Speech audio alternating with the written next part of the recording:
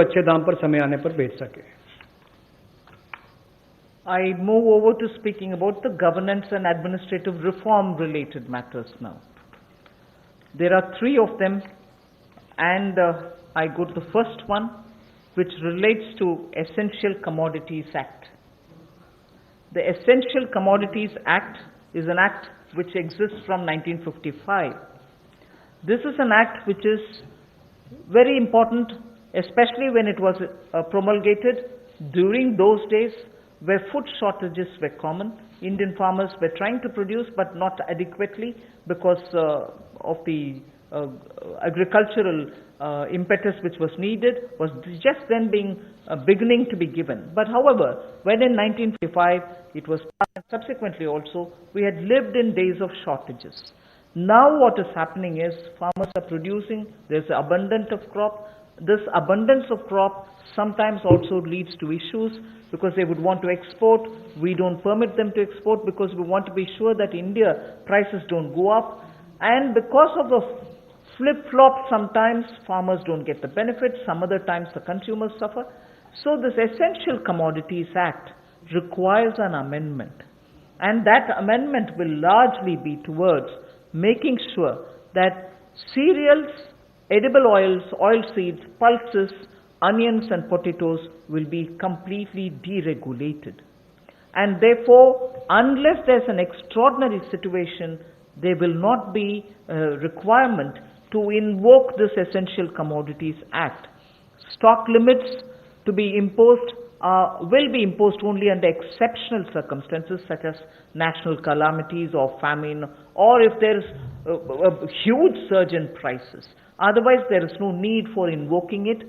So to that extent, limited to that extent, we would like to amend the Essential Commodities Act. No such stock limit shall apply for processors, because today value addition happens at the doorstep of the food processors.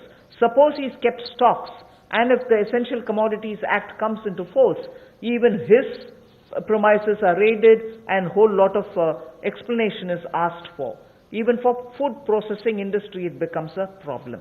So no stock limit shall apply to processors or value chain participants, or subject to the installed capacity. If they keep a certain quantity, that should be all right. Beyond the capacity is a different issue. So any exporter also will be given that facility so that export demand is not affected. Farmers' prices can be not affected due to uncertainty created by this. So there will be an amendment to the Essential Commodities Act. The first of the three reforms.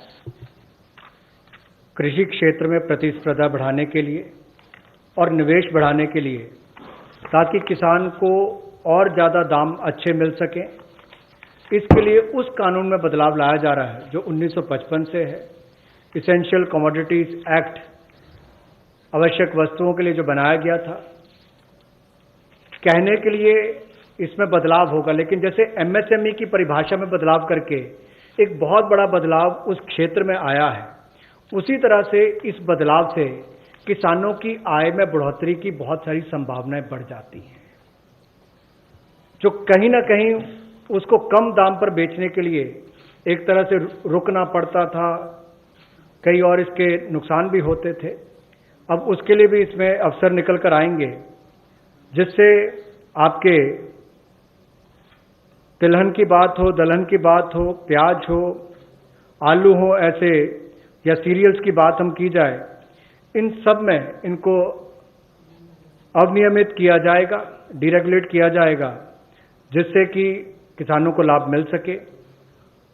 और अगर 100% वृद्धि खुदरा दाम में होती है जो horticulture के प्रोड्यूस हैं, या 50% की वृद्धि होती है जो गैर नाशवान पदार्थ हैं, नॉन पेरिशेबल हैं, तो उस समय में कदम उठाए जा सकते हैं।